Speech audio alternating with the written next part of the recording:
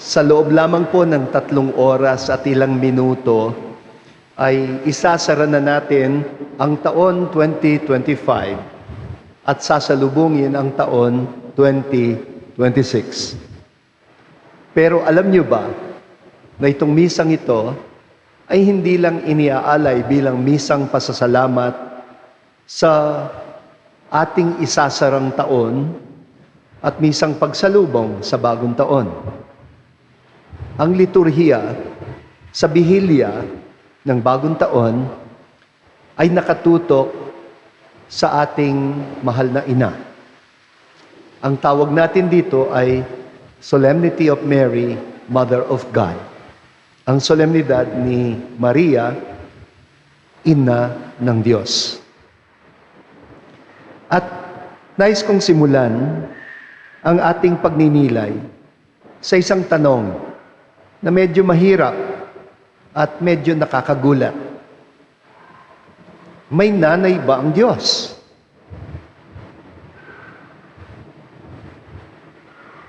Alam niyo ho, noong 5th century, ika-5 siglo, pinagtalunan ng husto ng mga Kristiyano ang tanong na ito, may nanay ba ang Diyos? Kasi mayroong isang bishop, ang pangalan niya Nestorius, siya ang patriarka ng Constantinople. Kung ang sentro ng Kristyanismo sa kanluran ay Roma, ang sentro sa silangan ay Constantinople. Itong obispo na patriarka, tutol siya sa bansag na Mother of God kay Mama Mary. Ang sabi niya, baka pwede pang tanggapin ang Mother of Christ. Pero sobra na natawagin si Maria na Mother of God. Ang sabi niya, paano ba magiging ina ng Diyos ang isang babae kung ang Diyos ay walang simula at walang katapusan? Hindi naman ipinapanganak ang Diyos, ang sabi niya. Tayong mga tao, nilikha lang tayo ng Diyos. Ang Diyos, siya ang may likha. Kaya paano siya isisilang ng isang babae?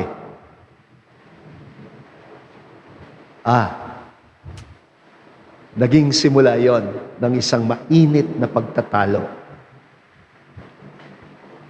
Kasi ang problema, kung si Mama Mary ay tatawagin lang siyang ina sa pagkatao ni Jesus, pero kinikilala mo na si Jesus ay Diyos na totoo at taong totoo, parang hinihiwalay mo ang pagkatao at pagka-Diyos niya. Para bang dalawang persona siya.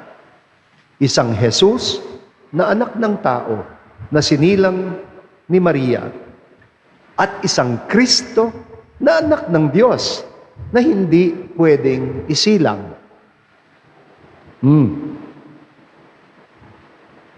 Kaya, sa huling suma, hindi naman si Mama Mary ang tunay na issue dito, kundi si Jesus. Ang pagkatao niya at pagka-Diyos niya sa iisang persona. Ito pong problemang ito ay nabigyan ng resolusyon sa isang council, the Council of Ephesus. At doon malinaw na ipinahayag ng simbahan sa pangunguna ng obispo na naging santo, Cyril of Alexandria. Ang sabi niya, iisang persona lang ang Panginoong Hesukristo. Pinag-isa sa Kanya ang dalawang kalikasan. Siya'y Diyos na totoo at taong totoo, pero iisang persona. Kaya, kung ang anak ng Diyos ay tunay na isinilang ng isang babae, hindi dahil nilikha ni Maria ang pagkadiyos niya, kundi dahil siya ang ina ng buong persona ni Kristo, Diyos at tao. Tama lang na tawagin siyang Mother of God, ina ng Diyos. At ang importanteng batayan ay yung narinig natin ngayong gabi sa ating second reading mula kay St. Paul. Ang sabi ni San Pablo, nang dumating ang takdang panahon, isinugo ng Diyos ang kanyang anak na isinilang ng isang babae. Malinaw yon. Sinugo ng Diyos ang kanyang anak na isinilang ng isang babae. Ibig sabihin, hindi lang bumisita ang Diyos sa sangkatauhan. Pumasok siya sa ating pagiging tao. Sa Old Testament pa lang, napaka-radical na ng sinasabi ng Judaism na ang tao daw ay mataas ang dangal dahil tayo daw ay nilikha sa hugis at wangis ng Diyos. Parang sinasabi ng Old Testament, hindi man natin kailangan gumawa ng image of God. Kung gusto mo raw malaman kung anong itsura ng Diyos, tignan mo lang ang katabi mo. Kamukha kayo ng Diyos. Parang ang hirap paniwalaan nun. No? Pero nasa Biblia yan. Ha? At bakit ito ginawa ng Diyos? Bakit niya niloob? Nalikhain tayo. Nakamukha niya, kalarawan niya. Ang sabi ni San Pablo,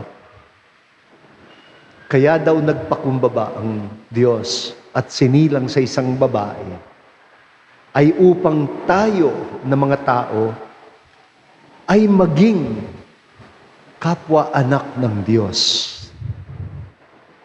Napakaganda, no? Nagpakumbaba ang Diyos sa pagkatao natin upang ang pagkatao natin ay maitaas niya sa dangal ng pagiging anak ng Diyos. Hindi lang tayo nilalang. Hindi tayo alipin. Tayo'y mga anak ng Diyos. Yun ho ang pinaka-meaning ng ating pagkakabinyag. Ang baptism ay ang muling isilang ang tao, hindi na bilang anak lang ng tao, kundi bilang anak ng Diyos. Isinugo ng Diyos ang espiritu ng kanyang anak sa ating mga puso, ang sabi ni St. Paul. Kaya daw hindi na alipin kundi anak. Tayo'y anak. Kung tayo'y anak, tayo'y tagapagmana. Yun ho ang pinakaugat ng dignidad ng tao ayon sa ating pananampalatayang Kristiyano. Kaya wala tayong karapatan kahit kailan na yurakan ang pagkatao ng sino man. Kasi pag ginawa mo yon, ang kalaban mo yung Diyos. Itong ugat sa pamamagitan ng Espiritu ng anak na kaloob niya sa atin na tayo'y maging anak ng Diyos.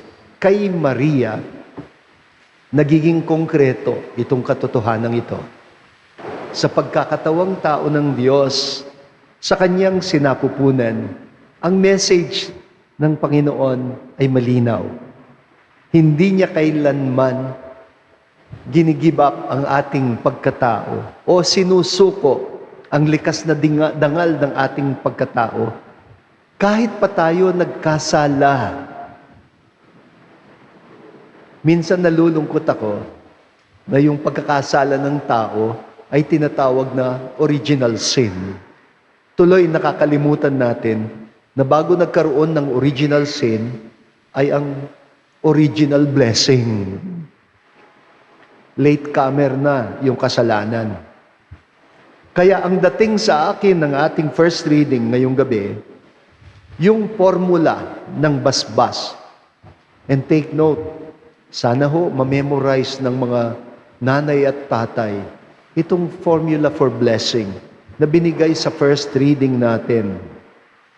Ang sabi ni Moises kay Aaron, turuan mo ang mga magulang na basbasan nila ang kanilang mga anak at ganito ang sasabihin, pagpalain ka nawa ng Panginoon at ingatan. Tanglawan ka nawa ng kanyang mukha at ng kanyang kagandahang loob. Sulyapan ka nawa ng kanyang kabutihan at kasihan ka ng kapayapaan. Gustong-gusto ko itong blessing na ito.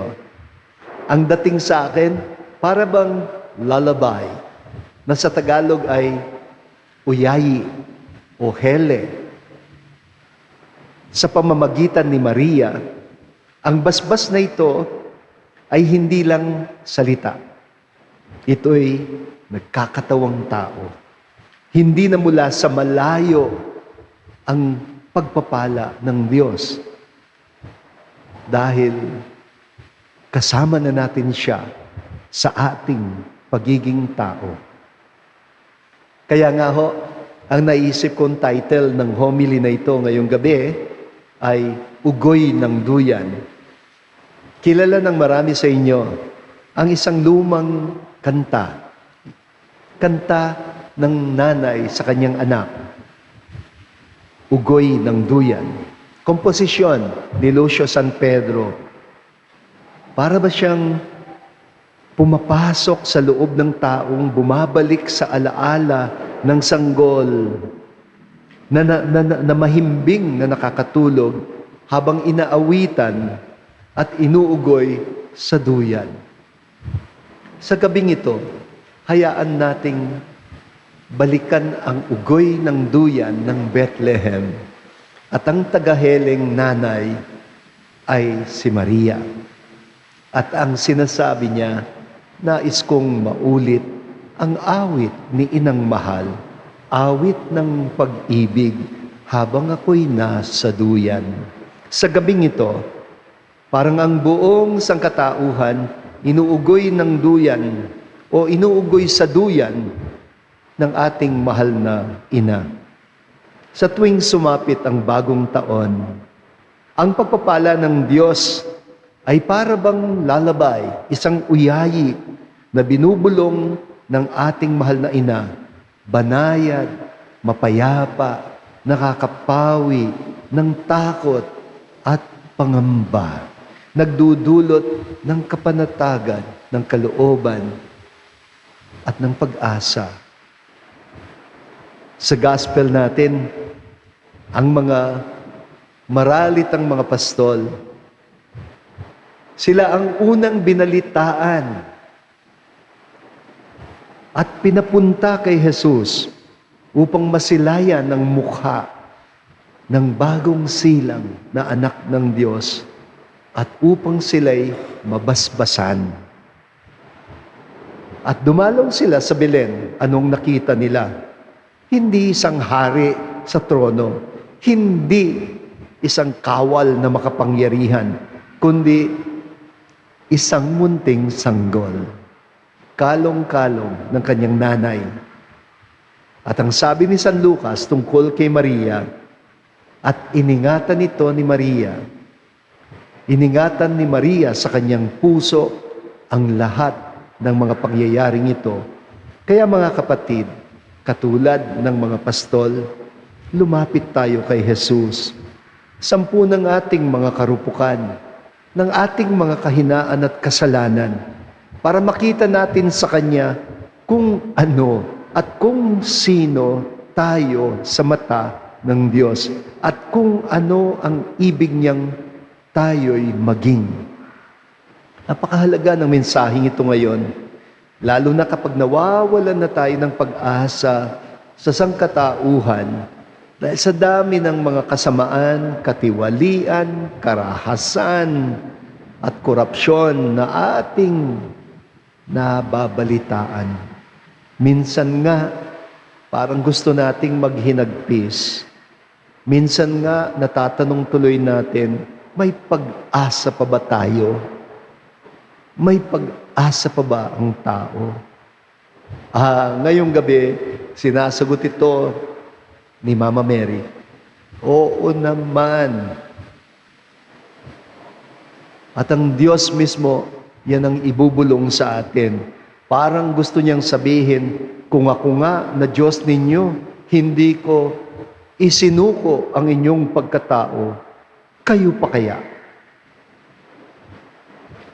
Si Pope Leo, kamakailan, nagbigay siya ng mensahe, pambagong taon.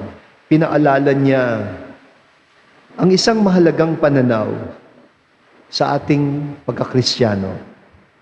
Hindi tayo tinawag para maghanap ng mga kaaway, kundi para kilalanin ang isa't isa bilang magkakapatid.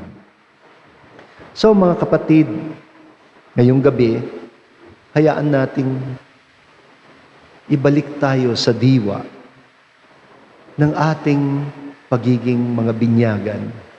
Damhin natin ang tunay na basbas ng binyag, na tayo'y parang mga sanggol sa duyan ng mahal na ina, isinilang upang maging mga kapatid ni Kristo.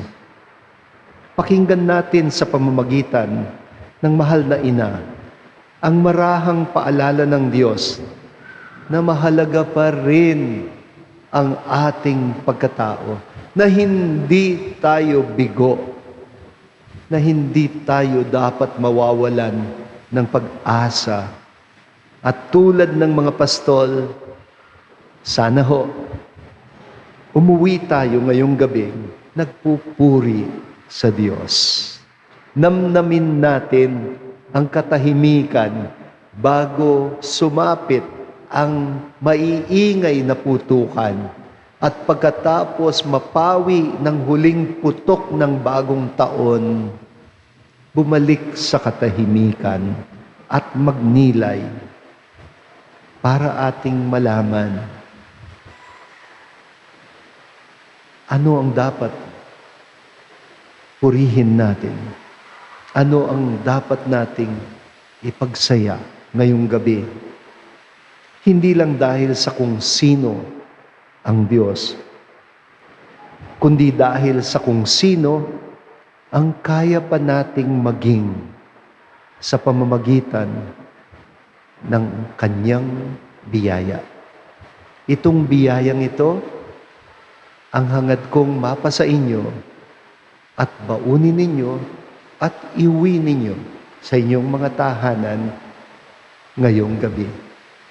Isang manigong bagong taon po sa inyong lahat.